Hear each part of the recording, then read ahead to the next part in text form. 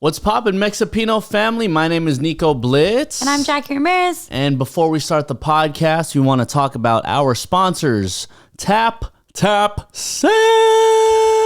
Tap Send is your remittance best friend, where you can send money to the Philippines from the UK, US, Europe, Canada, and United Arab Emirates for zero fees. Yes, absolutely zero fees. If you send $1 to the Philippines, they will literally get all 55 pesos. This app does not take any of your money, ladies and gentlemen. Let me just tell you that. And that's why we love them so much. And you could download the Tap Send app today and use code Mexipino so you could send $20 to your friends and family over there. Yep, so do it right now. Download Tap Send on the App Store and get started. Send money to the Philippines.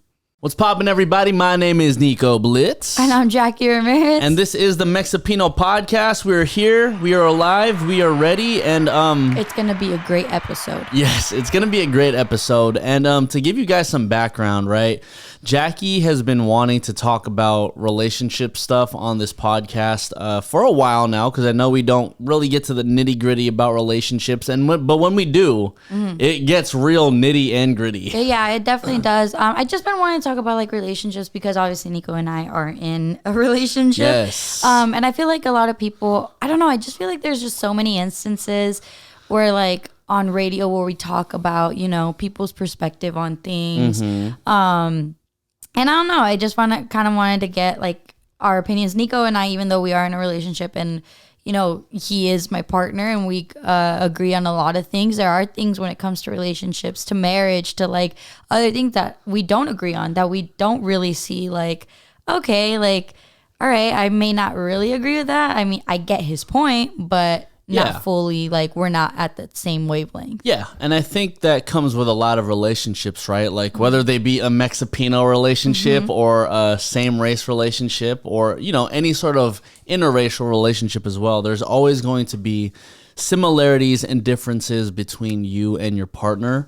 And, you know, Jackie and I come across stuff that we don't agree on, like on a very frequent basis. Yeah, I think ever since we moved in together, like, whenever we talk about topics, like just recently, Nico and I have been talking about, we were talking about the other day, and I forgot how it got brought up, but we were talking about like free and reduced lunch. Yes. In schools. And I think I remember how it got brought up. Okay, go ahead. Because, you know, we were heading over to promo over here, St. Benedict Church, where we'll be having the Mexipino Food Fest. Make sure you use code PICKLE to get 50% off your tickets right now. Capital Pickle. Either way, we were going over to St. Benedict.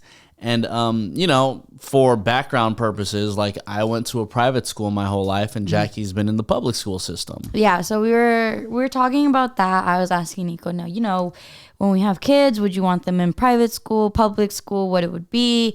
And just kind of like talking about those scenarios. And then I started talking about, oh yeah, like free and reduced lunch. And Nico goes, what's that? Yeah, I was like, I have no clue what free or reduced lunch is. Yeah, and I was just like, wait, what? I was like, oh, well, free reduced lunch. You either, you know, qualify for free lunch at school or you get reduced price at school for lunch. So you would have to pay a reduced price for lunch. And then he was just like, why would you do that? And so could you tell people why you would either get reduced lunch or free lunch for the people who don't know? Yeah, so free or reduced lunch in the public school system, especially, and I don't know, where I grew up, MUSD, LAUSD, you know, if you got free lunch, you know, you were on your family situation, you know, wasn't on the best of like financials, or you only had one parent and maybe they did have a really great job, but you know, you had other siblings. It all depended on your household income.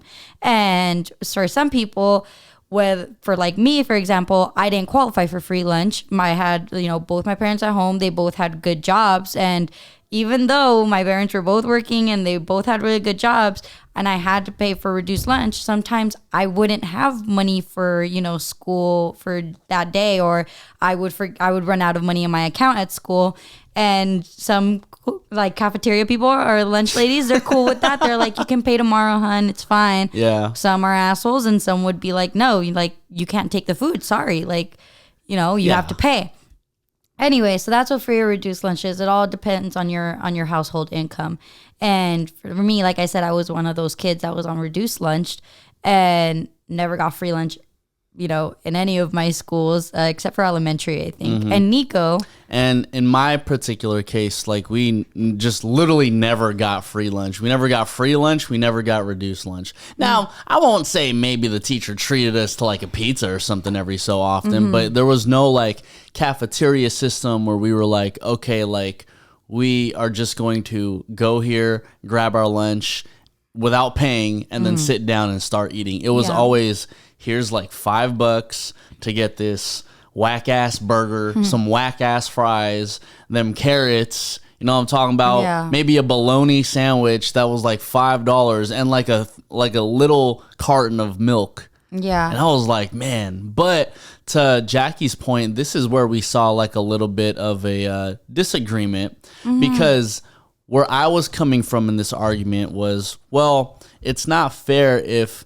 Jackie's parents, for example, make just a little bit over that threshold to where Jackie no longer gets free lunch. And so my opinion was, my original opinion was that, like, I think instead of having everybody on, well, if you make this much money, you should get free lunch or you should get reduced lunch, my opinion was that I think everybody should just be the same, right? So, and I'm not saying everyone should pay, but like in my private school, for example, everyone had to pay. No one was exempt. And if public schools, right, if they just had free lunch all around, I think literally everybody should get free lunch all around. Yeah, and I totally agree with that. I think people should get free lunch like all around. But this is like, we're talking about this because we're talking about, differences in relationships where couples may not agree. Yeah, and mindsets. Like, I told Nico, like, I completely get that. If it was up to me and, I ran the school system, everybody gets free lunch. But unfortunately, that's not how it is. And, like, growing up in the public school system, it's like, okay, well, they're going to have to make their money somehow. Nico, I know I joke to Nico all the time, like, oh, well, you're a private school kid. But in actuality, that's what this situation and this topic was between us. It's like, well, you're a private school kid. You really don't get it. Like, your school made money off of donations, off of like donors, off of, what your parents were paying for your tuition. And public schools is exactly what it is. It's public, they have to make their monies in different ways. No celebrity is just going to pick a random school and go, oh, this one, you know? But also, but also in that case too, like, I think it would be up for the public school system to be like, well, I guess everyone's paying then. Yeah. And you know what I mean? Yeah. Everyone's paying the same price. Yeah. Because I think just to get just a little bit deeper into this topic, but because we don't want to focus on this like too much, right? Yeah. Like, to me, I just felt like it's kind of enabling people who are like making a little bit under the threshold to only stay there for the fact that their kid is getting free lunch, which I don't think is like, I don't think it's smart. I think it's a very enabling system, and some people might agree, some people might disagree. And that's fine. Yeah. But like, we were just talking about, like, I told Nico, I was like, I mean, I get the system right now. And do I agree with the system? No, but I understand it because some kids are going to have to pay, others don't. And that's just how it is because that's the public school system. That's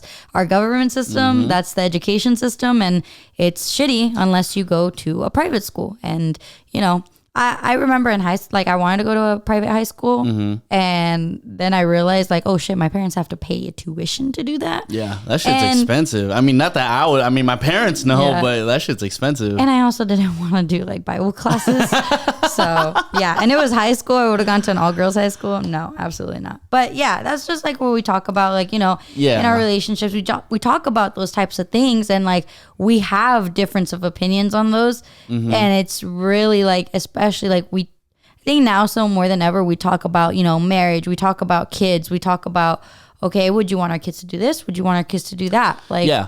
And ultimately what all of this comes down to, I hope we've set the precedent that Jackie and I don't agree or even fully agree on everything, right? But what this does is this sets the precedent for like how we are as human beings and how we communicate. And ultimately we feel like these are the questions that we do need to ask each other. And hopefully in your relationships, you guys are asking one another, because I don't know, this could end up leading to a whole bunch of ultimatums that you're not really prepared for. Yeah, I mean, I'm like, we've watched like the show, The Ultimatum, like several, like we watched season 1. I watched the queer season. Nico hasn't watched the queer season yet, which really upsets me because literally there's so many references that I want to tell him, like out in the real world, and he doesn't know them because he hasn't watched the queer season. And then now we're watching the second season of like the straight version, I guess. I don't know. Straight version? Well, no, literally, because they went like, they said season 2 of The Ultimatum for this new one.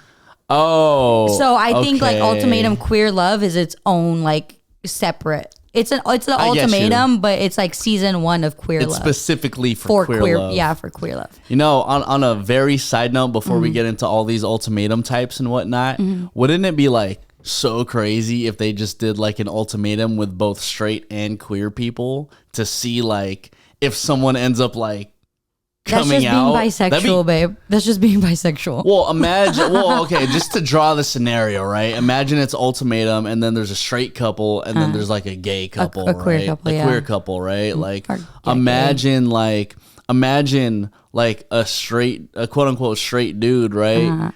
Like going on a date with like another dude, and then finding out like, oh, you know shoot, what? Maybe like this is what I want. Yeah. That's crazy. That could be plot twist. That'd be actually crazy. Yeah. We just Netflix, if this happens, you owe Mexipino podcast 5% at least. No, for real, literally.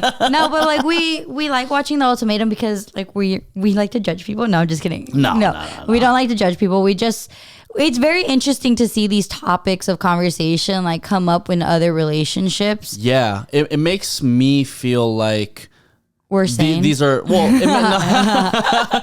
it makes me feel like we are on the right path. Yeah, we're on the right path. We have these open conversations, and again, like I honestly feel like these are questions that you should be asking your partner regardless if you watch this show or not, because these ultimatum questions are actually questions that should have already been answered at some point. Honestly, and even too, like with like Love is Blind on Netflix, I feel like these, like whether there's conversations, I feel like a lot of the time too, when we're watching these reality TV shows of like couples and like The Ultimatum and Love is Blind, we figure out, oh, okay, we've talked about this, we know where we are, but then there's also topics where we're like, oh, we've never talked about that, and we'll literally pause the show, and I'll ask Nico, or Nico will ask me like, what do you think about that? You know, I remember one time like the topic of abortion came up in Love is Blind with Nancy and Bartiz, who were already engaged. Yes. And I was just like, you know what, Nico and I have never talked about that, you know, and I told him like,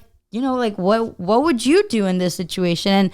And like literally it was just like, these shows are so crazy and wild, but it's also so eye-opening too, because the questions need to be asked when you're in a relationship. These shows are very introspective, especially if you haven't asked these questions to your partner. That being said, fellas, if you don't want to have a conversation that your girl or maybe even your guy is about to tell you, do not watch these shows, because you might get grilled for like an hour for your answer, and boom, like your whole shit fucks up, and like your night's fucked up, your next day's fucked up, like everything's fucked up. No, literally. But like I feel like a lot of, and like we're talking about The Ultimatum specifically because like the show just came out with a new season. We've literally just finished episode 1. It ended on like such a disrespectful note, episode 1, that I was just kind of like, all right, like what's actually going on here? And, go ahead. No, go ahead. And, like, go ahead. And something that like all these couples, you know, they go into this show and they figure out, okay, well, what is our issue? Why am I ready to be married, and why are you not? Because someone is always issuing the ultimatum to the other person. Yes, and how we're going to break down this podcast is based off of the ultimatum issues that have arisen in this show. Just off episode 1. Yeah, just off episode 1. You can already identify what these issues are, and this may or may not be the podcast that gets you in trouble with your significant other, ladies and gentlemen. So to our video editor, Dino, if you're watching this one with Jess, you guys should talk about these topics too. Amen to that. But we love them. They're so cute together. Yeah, forewarning, turn this shit off if you are with your partner right now. That's hella funny. So the first issue Oh, and also too, at the end of the podcast, Jackie and I are going to go over like, I guess, our quote unquote issue. So yeah, like our ultimatum issue. Because like, if you guys don't know, actually, Nico and I signed up for the ultimatum. We did, yeah. So we did. We don't know if we've been chosen yet. Yeah, that's like some exclusive stuff that I'm telling you, I guess. I don't know. We don't know if we've been chosen yet. In the application process, which took like about 40 minutes to an hour, I had to literally go into depth about a relationship. He knew I was doing it. I asked him if it was okay. In our application, I'm the one issuing the ultimatum. Yeah. So if you're listening to this podcast, ladies and gents, go on whatever our last post is on Instagram and just put like ultimatum, just so we know you listen. Just tag the ultimatum and tell them that you want us to be on it. Yeah. But the first issue that it seems like there's a lot of... It seems like it's a repetitive issue. Yes. So the first issue is finances, ladies and gentlemen, which I think, at least from my perspective, might be one of the bigger issues. Yeah, I mean, I guess. Like... I guess. What do you mean, I guess? It's definitely one of the bigger issues in, like, this season. Like, okay... Well, what are your thoughts on what? Okay. Hot take. Literally, I feel like a lot of the time when a guy isn't ready for a marriage, they always chalk it down to like, oh, well, I want to be financially ready. For me, I understand it. I know that like you and I, for example, we're not financially where we want to be. However, if you proposed to me tomorrow, I would be ready. Regardless of our financial situation, because I know at the end of the day, I want to be married to you. And for me, I think that like financials have nothing to do with if you want to be with this person for the rest of your life. Yeah, I get that. So let me, I guess, break it down from a guy's perspective, right? So, I mean, even still to modern day, like guys are still very much pushed as like the household, like, you know, they're the money makers. Taking care of the financials. Exactly. They're the breadwinners of the relationship, and they're supposed to have like the 6-figure job, and the woman is supposed to be at home and da-da-da. I don't personally believe in that, especially now when women are a lot more like outspoken and are more than willing to, you know, be like the small business owner or even like big business owner, you know, start their business, get money on their own, be a bad bee and all of that stuff. Like, I'm with it. That's cool.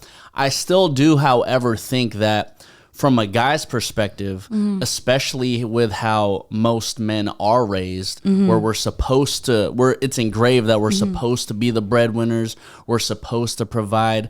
I think where the financial issue comes from is that if we aren't able to do that, there is basically a look of humiliation that is brought onto you, right? Not only internally, but we also think that it comes from the person that we're with. We also think that it comes from our family members. We might also think it might come from like family or friends or, you know, anything of that sort. Yeah. We just think it's like humiliation coming from all sides if you're unable to provide. Now, asking this as your partner, like, because I know financials is definitely one thing for you. Oh, yeah. Because boys and girls, podcasting make $0.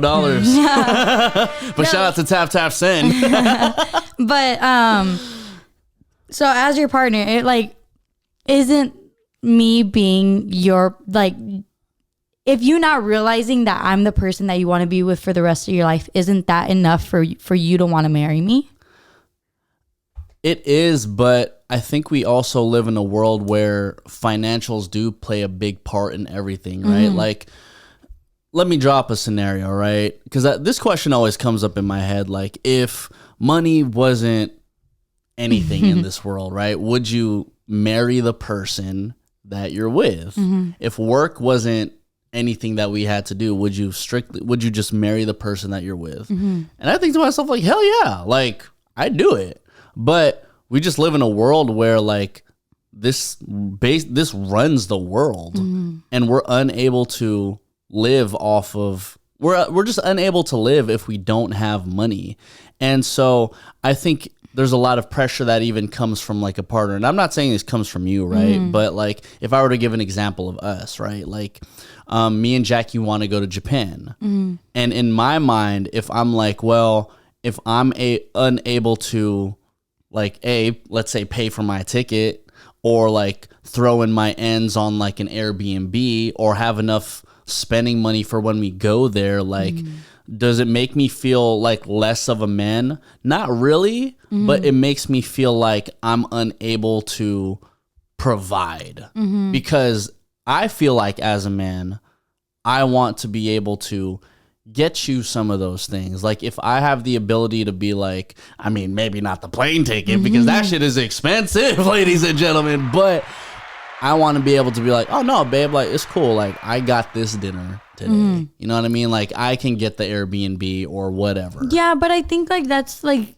feel like that's still an issue with like a lot of men and like maybe just people who aren't like not even just in like heterosexual relationships, you know, like I feel like it's like, oh yeah, well, I want to take care of you. I want to do this. I want to do that. Like I want to be able to pay for this and pay for that. It's like, well, honestly, like I said, like loving your partner should be just enough. Loving your partner should be, if you think that your partner truly cares about your financials, to make that a determining factor of wanting to marry you, then you're not with the partner that you should be with, or you're not the partner that you're not with the partner you want to be with. Yeah. And like, it's like, for me, if you were to tell me, like, if you were to propose to me tomorrow, I know that we can't afford a $15,000 wedding, nor do I fucking want a $15,000 wedding, you know? Yeah. But I will take, hey, you proposed to me, in a month, let's go to the courthouse. Let's sign this piece of paper. Let's do that. And then we'll have a small thing with our families in a backyard. I could give less of a shit. But I think that's where like a lot of like people start thinking like, oh, wow, if I propose, they're going to want a big wedding. If I propose and we have to move to a house or do this or do that, they're going to want kids right away. Well, you have to ask your partner those questions. What if your partner doesn't want kids? What if you guys are already living together and your living situation is perfectly fine right now? Yeah, but I think a lot of that does, again, come back to like the humiliation because I think especially... But if your partner's not humiliated by you, then why are you going to care about outside factors thinking you're humiliated? Because I think it's the same way where... I'm not going to say women, but I will say just like people in general. The reason why I wanted to say women initially is because Jackie has some fault in this too whenever she does this. But like in general, I think that we're just so consumed by social media and what's fed to us, right? So it's like you'll get like the weddings of...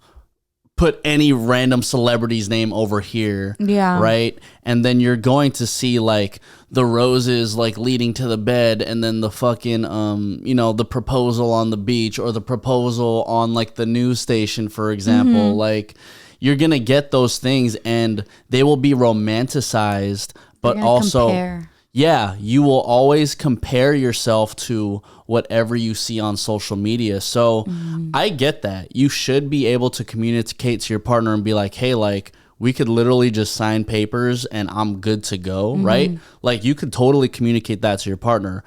But I am totally convinced that, like, there are the outside influences that we may or may not be totally aware of that can be affecting, like... I know she's saying, guys, let me say this.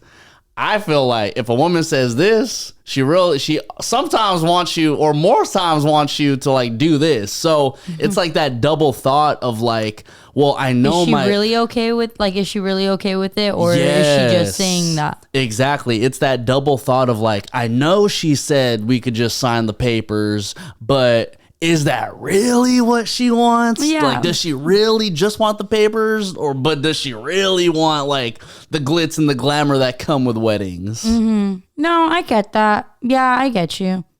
Yeah. So, it's just a difficult thing, to know. Well, and like I think if it does come down to money too, right? Like you got to think about all the finances that come with marriage. And this will actually lead into our next topic too. But I think Jackie mentioned it earlier, like, whether you want to get a wedding planner, how much a wedding is actually going to cost, finding the venue. And then you got to think about like post-marriage, for example, whether or not you want to have a baby.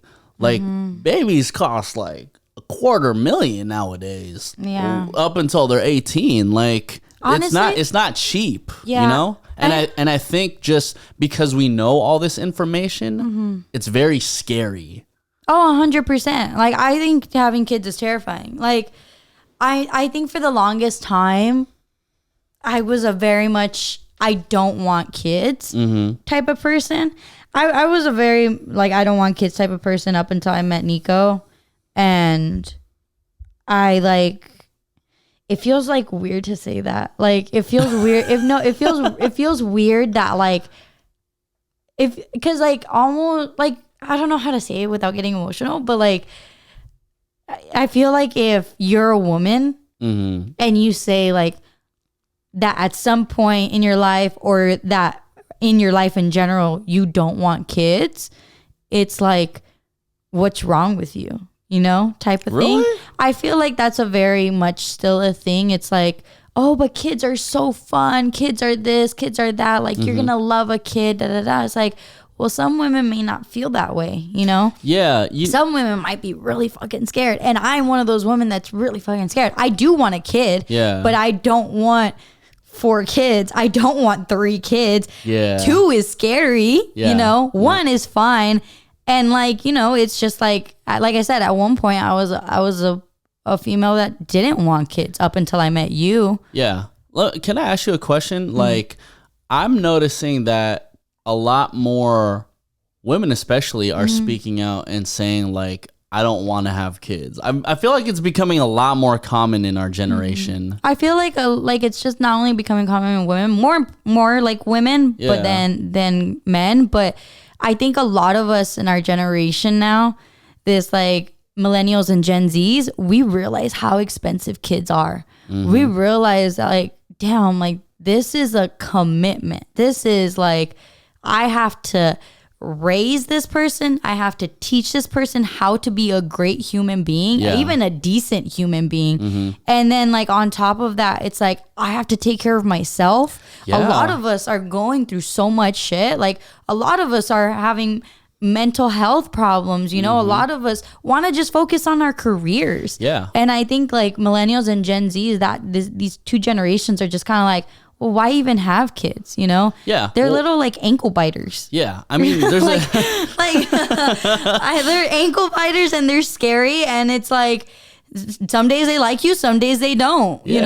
I mean, there's a lot of difficulties that come with this, right? And it's only based off experience because like I'm an uncle and Jackie's an aunt, but it's like when we're hanging around our nieces and nephews, it's a lot. And, sometimes I'll be drilling my head like, I know I said I wanted kids, but like actually hanging out with these kids, I'm like, this is a lot of shit to deal with, bro. I feel like kids have put me through such like turmoil, already. And I don't even have kids. Like you said, we have our nieces and our nephews, but it's like oh my God, I don't want to cry. I literally don't want to cry. No, let it out. It's all good. Let it out. Oh my God, I literally don't want to cry. If you cry, the people are going to feel you cry. Oh my God, I literally feel like, oh my God, I'm not like woman enough right now. Oh my God. Okay. Say it. Kids scare the shit out of me because I feel like I don't have a motherly instinct. And that's like sucks. I do want kids, but it's like, it's so scary. I get that. So, I mean, going back. Oh my God. Jackie's legit crying. Because I've never like admitted that. Yeah. That's so sad. Yeah. Well, I mean, I think this goes back to the honesty, right? Like, I think that when you communicate with your partner as to why you feel like you don't want kids, right? I mean, I could really just say as like a guy, I'm not sure how many guys out there feel like they don't have like that fatherly instinct, because I mean, you hear motherly instinct more than you hear fatherly instinct like all the time, right? Yeah. And so if I were to draw the comparison between our first topic and this one, I think a woman's like motherly instinct maybe to feel like they're not like mom enough to be a kid is the same feeling when a guy feels like, well, I want to be dad enough, therefore I need to have enough financial stability to make sure that I can be dad enough. You get what I'm saying? Yeah, I get you. It's like, it's just such a like struggle. I think like a lot of us, like a lot of people around our age, just struggle with that constantly, you know? It's like, it's also that pressure where like a lot of us sometimes are just waiting, you know? I think like we're so used to our parents' generation and our grandparents' generation, them having kids so young. It's kind of like, wow, you're always hearing like, oh, well, when are you having kids? Like, oh, I want a grandkid, you know, this and that. But we're waiting now because it's like, well, this isn't the 90s. This isn't the 80s. This isn't the 60s and 70s when it was cheaper to have a kid. It was when y'all were having like 12 or 13. Literally. And God knows Filipinos and Mexicans be having like 12 or 13 kids. No, honestly, like my great grandma, I think she had like 12 kids. Yeah. No, she had 16, remember? My grandma was telling me. 12 or 16. I don't know, one of those. But it's like, nuts, dude. It's nuts. Yeah, and it's just like sorry, but I'm not risking my body to have like 12 kids. Like, you know? I mean, like, shout out to my grandma for having like 7. I'm just like, Jesus Christ. Yeah, I mean, my mom is one of 6, you know? Yeah. And then on top of that too, like, I don't want to depend. My mom was like the one who raised her siblings, you know? I don't want to depend on our kids for that. You know? I'm not going to be like, oh, go take care of your brother, go take care of your sister. Yeah. Nico just broke a mic. Sorry. But like, I'm not going to do that to our kids, you know? Yeah, and I think, you know, this goes back to why, you know, these ultimatums are issued in the first place, because like this topic of like wanting to have kids and not wanting to have kids, like that's something that you really have to communicate with your partner, because especially now. You could have one person who in the back of their head subconsciously is just like, well, even if I have a kid with my partner, I could pedal them off to like my sister or like my brother over a weekend or something. You know what I mean? Yeah. And I think that's where a lot of just uncertainty, but also just like, it's like it's something that a lot of people aren't aware of that could happen, right? So like, for example, like when my sister had Bria and or Chance, right? I would just assume that they didn't expect like my parents or even Jason's parents to be like, yeah, well, we're ready to like, you guys can stay over here if you need to, right? Like, you guys can stay at our place. It's good, wooty woot. I wonder how many people who are so privy to having kids think like, well, yeah, if I have this kid, I can keep them over at like mom's house, dad's house. You know what I mean? They already have like that blanket of security of like, oh, this is my child care. Yes, exactly. And I think that's where a lot of the fucked up like comfortability comes from, and why people would want to have kids and want to get married a lot quicker. Yeah, I think also too, like, before I get emotional again, I'm gonna try and say this my point as quick as possible. I think that's where like a lot of fear for me specifically as a Latina, and I don't know if other Latinas have like gone through this type of like emotional process and mental process of having kids. Having kids is scary for me because of the threats I was given growing up. As in like, if you get pregnant, you're out of the house. If you're pregnant, you're kicked out. You're not living here. Filipino girls get the same thing, by the way. Oh, okay. Yeah. I didn't know. Like, I thought that was just like a Latino. I mean, I wouldn't know. Like, I'm not a Filipino girl, but you know what I'm saying? I know. But like, I know. Like, it's just, for me, that's always been like, I've told you, like, if whenever we like have a kid and like we do end up pregnant, I'm gonna have to be the one to tell my parents, like, or we're gonna be the ones, you know, to tell them like, hey, we're pregnant, you know, Yeah, and that yeah. terrifies the fuck out of me. Like, I have expressed that to so many people that I'm like, I literally know that the day I have to tell my parents that I'm pregnant is the day that I will literally break down in tears. Not because of, yes, happiness, but more so fear. Fear. Okay, so let me ask you a question, because this goes into the next topic that has to do with kids and marriage, right? So women have a very, I want to say women specifically, right? And I could be wrong. Guys could think this way too, but like, I feel like women have this fascination of wanting to be married first and then having kids. And I say that because in me and Jackie's relationship, Jackie's always expressed like, I want to be married before I have kids. So if I could ask a question, that question is that state of mind because of how you were raised? And is it because, like, I guess your family would see you otherwise if you had a kid before marriage? Or if it's not, then what really is the fascination behind I want to be married before I have kids? Yeah, I mean, I think for me specifically, it's like a mixture of things. Okay. I've always envisioned myself getting married and then having kids. I always told myself I was going to be married by 25. I'm about to hit 25 this year, and that's not going to happen. Like, I already know that's not going to happen. But I still want to be married before I have kids. One, because, like, I have this, like, preconceived idea in my head that, like, okay, well, this is how my timeline is going to go. This is how, you know, this is how I plan my life. And I feel, even though there's people in my family and like so many other people that I have friendships with that have had kids outside of like before marriage. Yeah. What's the word that I'm looking for? I don't know. Fornication. No. I mean, fornication is the right word, because fornicating is having sex before you're married. Well, yeah, but like, anyway. Key word of the day, by the way. But yeah, like it's also because, like, you know, I've experienced people who've had kids outside of marriage in my family and like my friendships and just people I've been around. It's not really looked down on in my family. But for me, I know that that's something my parents probably expect of me, is to be married before I have kids. Okay. So I've put that on myself.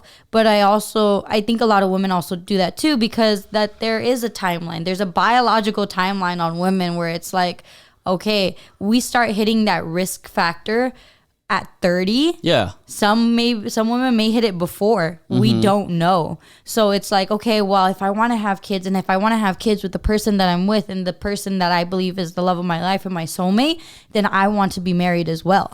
And I feel like that's where a lot of it comes from, not only from like family, from peer from like pressure from family, where it's like, oh, this is how you have to do things, and this is going to go A, B, and C. And not only that, it's also like, okay, well, shit, I'm running out of time. You know, I don't believe I'm running out of time. I'm only going to be 25 this year. But I know that, like, you want kids by the time you're 35, you know? And I literally put that in my head. Okay, we have about a 5-year age difference. I'm going to be 30. I'm like, okay, do I want a kid by 30? No. I would want a kid like in my late 20s, because I would still probably have some energy to even entertain a kid, you know? And it's just like, okay, well, if I want to do that, I need to be here in my career. I need to be this. I need to be that. Like, there's just so many factors when it comes to having a kid, or even the thought of entertaining of wanting to have a kid as a woman. It's exhausting almost. Yeah. So, I mean, I think getting back to the question though, like, let me draw it up in this way, right? If marriage didn't exist, right, would you just want to have a kid? I think if it's the person that I want to have a kid with, of yes. course, okay. Okay, so we got that part, right? Yeah, we're literally on the same page on that. So, going back to the original question, like, why is there a need to have marriage before kids? For me, I think it's because of security. Okay. It's a security. It's like, I know that this person is, I know that there's divorce. I'm not stupid. Yeah, you know, 50% of marriages end in divorce. But for me, I know that, like, you are with me in raising this kid. Then if you divorce me, I have your ass on child support, you know? Like, I know that that my partner is what, and I think this is another thing too. I want to raise my kid with the idea of, like, I want a relationship like my mom and dad. Like, I don't want them to be in a broken home. So that's what it is for me. I don't know why I get so emotional about these things. I'm literally on my period, so well, that's probably why. I was trying not to say that on podcast, ladies and gentlemen, but that's it. Yeah. That's it. Literally, if you're listening and if you're watching, I am on my period, so I hope the ladies listening to this podcast, like, I feel you, girl. Like, this is my time too. We got the same cycle around the 20th. Oh my God, that is so bad. I literally feel like I just had to say that because, like, I was like, I'm being so emotional. I'm like, okay, these are, like, heavy, hard topics, but I'm like, damn, like, I should be able to get through this without wanting to, like, fucking sob, you know? Yeah. So for me personally, I still don't fully understand the need to have to have marriage before kids, but I don't want to keep on beating around a dead horse, you know? Like, if this is just something that me and Jackie or even you guys aren't just going to understand right now, it's all good. Yeah, I don't think, like, Nico, like I've said all that I needed to say on that. Yeah, where it's just like, if Nico gets it, he gets it. If he doesn't, he doesn't. But for me, he knows what my expectation is of our relationship. And it's up to him whether he wants that or not. Yes. Amen to that. I'm going to go turn on the AC. Yeah, Jackie's going to go ahead and turn on the AC, and I'm going to look at these notes of a couple more things that go on about the ultimatums. As Jackie can hear me right now, I think another thing about ultimatums and why people issue them are based off a number of years, aka the number of years that you've been with your partner. That's a good one. Which I think, and if we reference the show, do some math real quick. There are some people who have been together for 7 years, and then there's groups who've been together for 2 years, and I'm just like, come on, y'all, like, what is going on here? Like, for me, I understand the group who's been together for like 7 years. I feel like at 2 years, you still don't know the person as well as you can. Yeah. Like, believe me, like, if the first person that you're with or whatever is just like, oh yeah, they're the one. Like, I feel like that doesn't happen as common as we'd like to think. Like, like high school sweethearts. Yes. Like, there's a couple high school sweethearts in our lives. Shouts out to my boy, DJ Santana, and his wife, Savannah. And shout out to my brother and my sister-in-law. Yeah. So high school sweethearts definitely exist, right?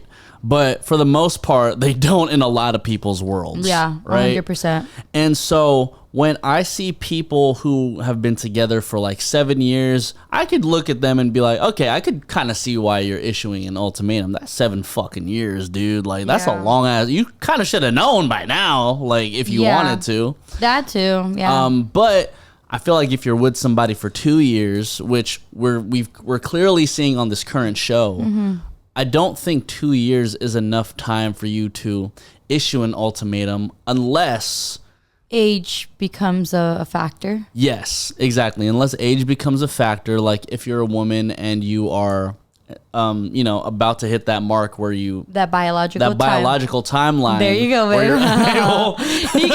Nico gets so worried to talk about women sometimes and like say the wrong thing. So if you hear me like kind of interrupting him, it's so that way I could feed him the correct terms without him feeling uncomfortable. I'm just saying. He just doesn't know how to say like. He doesn't want to say women getting old. That's why. Yeah, exactly. But for the sake of the men thinking the same damn thing, for women getting old. Yes. But when women's biological clock is like ticking, right? Good one. When it's ticking, I could understand why a woman who's at like 33 or 34 wanting to be like, who's in a 2-year relationship being like, we need to get married like now. We need to have our kids now. Yeah. No, I completely get that. I don't think that there is a correct like number of years to be with a person to marry them. I don't believe in that. There's people who literally have known each other for a month and will get married and spend the next 60 years of their lives together. You know? Hey, kudos to you. And they're happily married. Yeah. They die old together, you know? Yeah.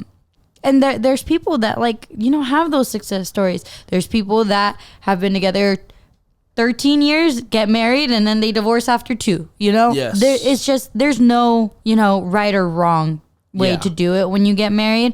I think for me, like I've told you what I've expected, you know, I'm not going to wait 7, 6, 7, 8 years, you know? Yeah. And like I said, I feel like at that point, I mean, you know, you should know already. Yeah, no, 100%. And like, I feel like if you don't know, then it's just like, what are you doing at this point? Like, do you want to be married? Do you not want to? Do you want to be married, but not to this person? Yeah. It's like all these questions that you have to really go into depth about that you're just kind of like, damn, okay, I need to really, really evaluate what it is I want in life. And if like not everyone wants marriage, and that's cool. That's fine. Yeah. And, you know, I think the deeper rooted issue between those things is really just communication, right? Because like... But also, too, the deeper rooted issue can be just trauma. A lot of people grow up in instances where all they've seen is divorce. All they've seen is like, you know, infidelity. Yeah. And so they might be scared to do that. Yeah, I could actually give a perfect example, honestly. So like I remember when me and Jackie first started dating, she was teasing the idea of moving in, right?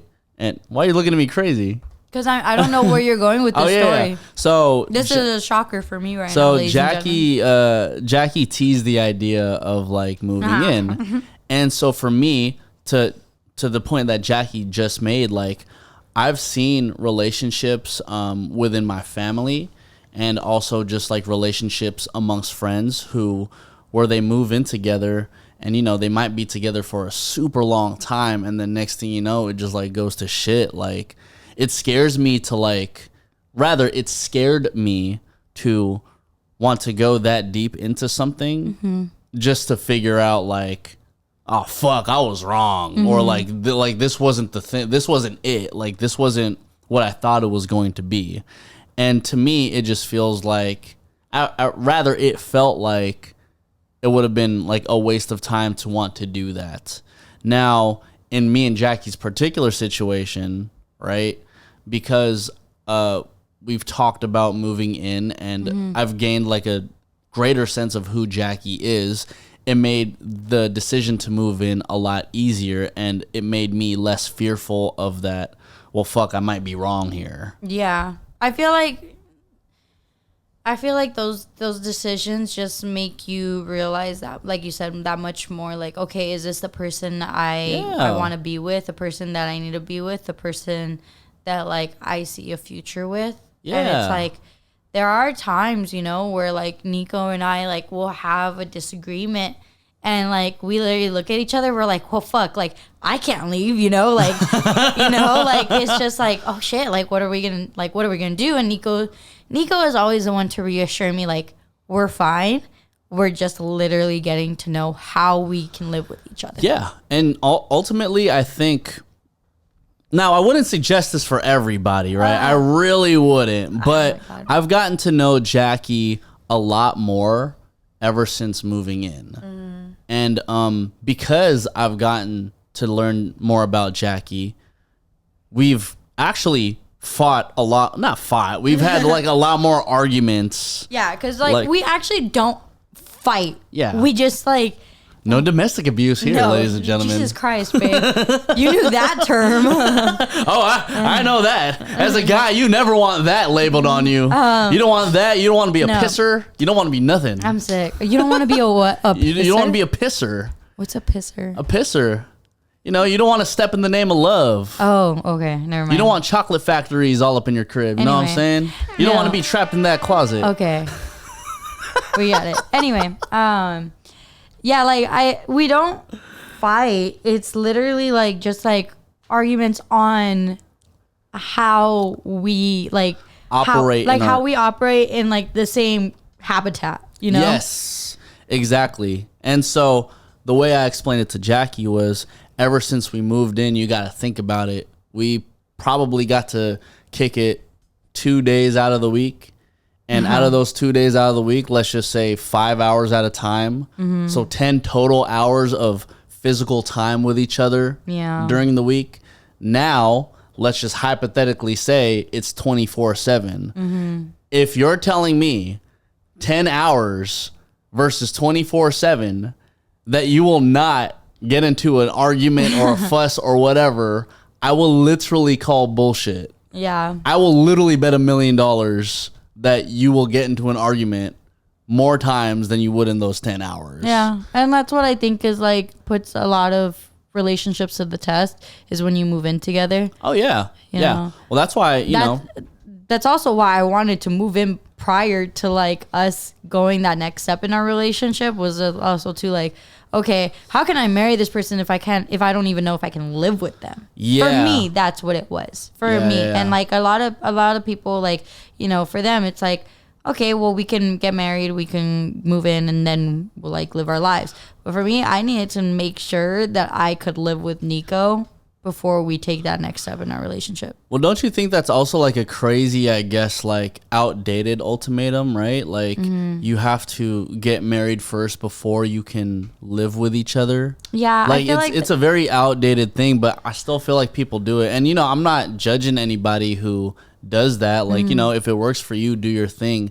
I didn't, and I still don't see myself in a world where like I didn't previously live with a partner and figure out like, okay, yeah, this could work. Yeah. You know what I mean? It's like that extra layer of like reassurance that like, okay, yeah, I could literally spend my days with this person. I also think too, like it's like for me, it was like, okay, well, I have to learn how to be like the woman of the household.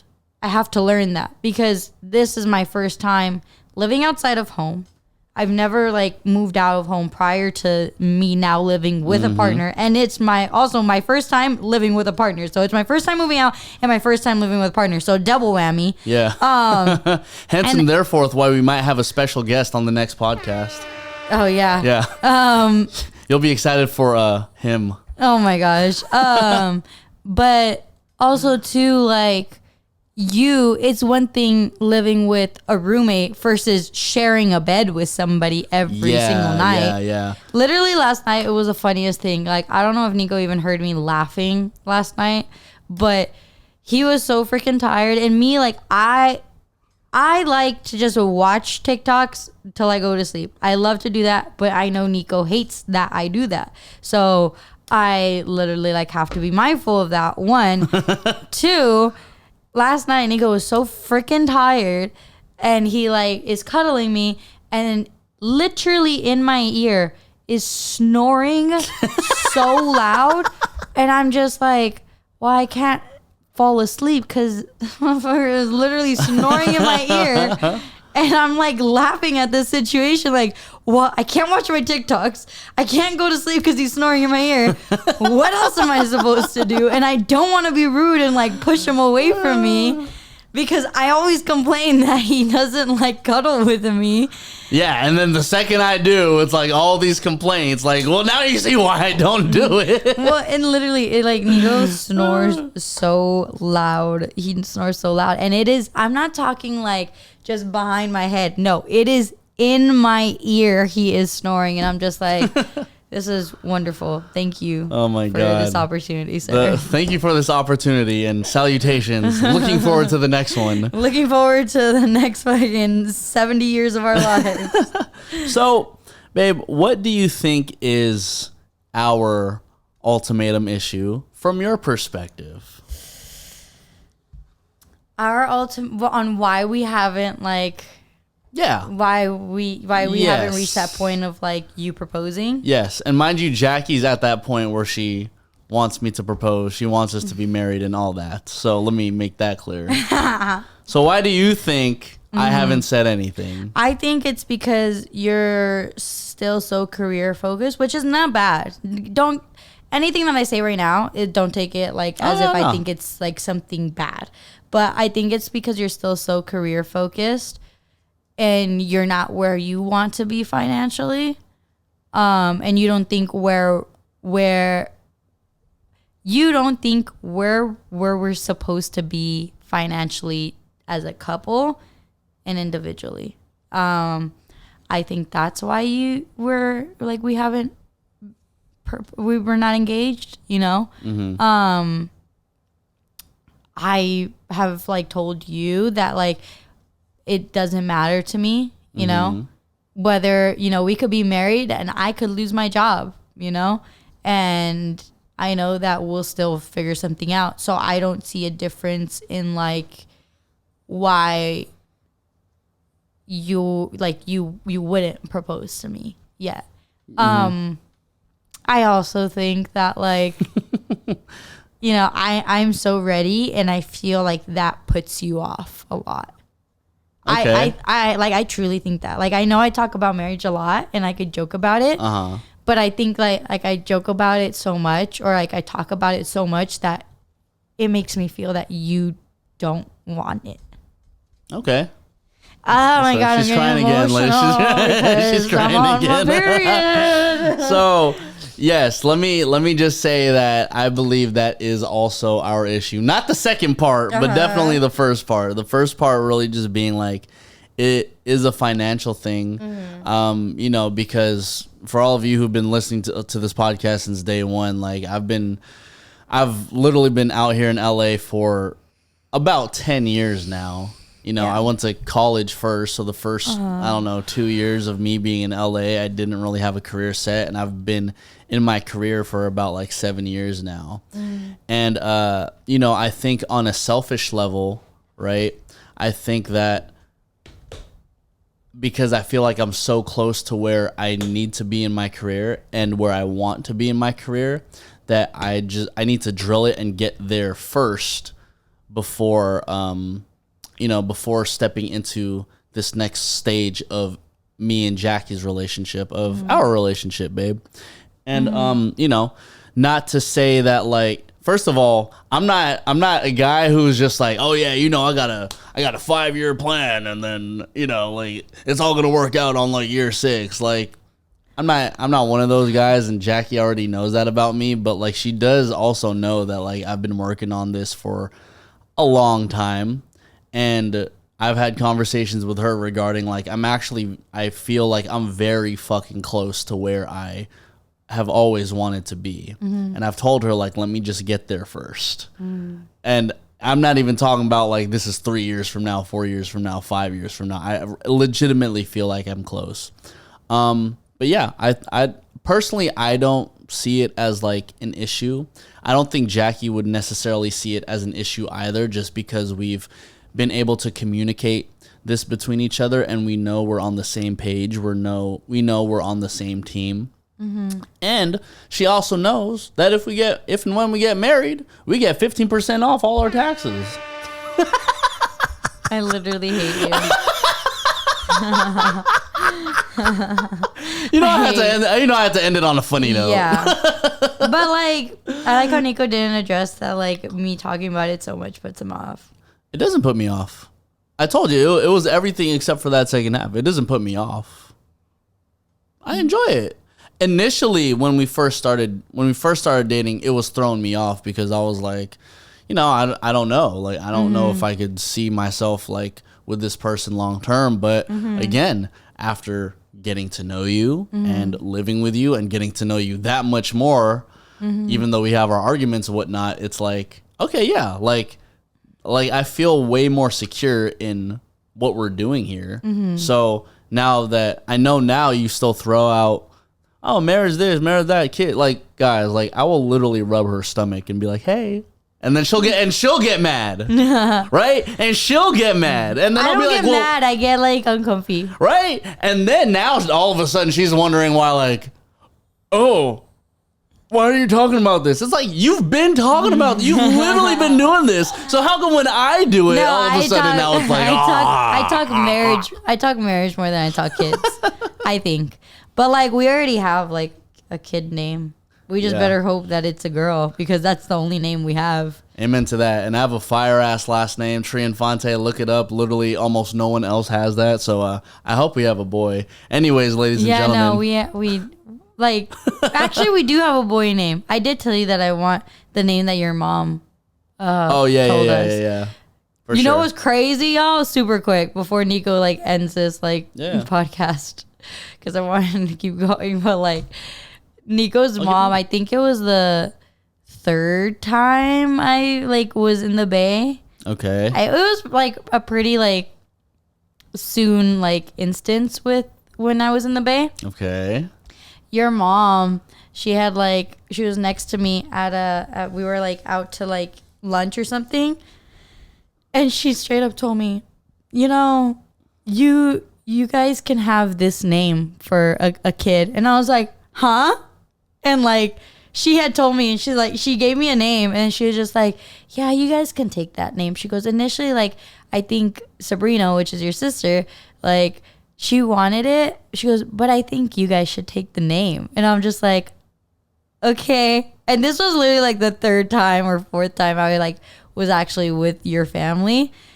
And I was just like, oh, wow. Thank you for that. I didn't know how to react because like at that time, like, you know, still like kids was just like, oh, okay. Like, you know, yeah, we'll see, whatever.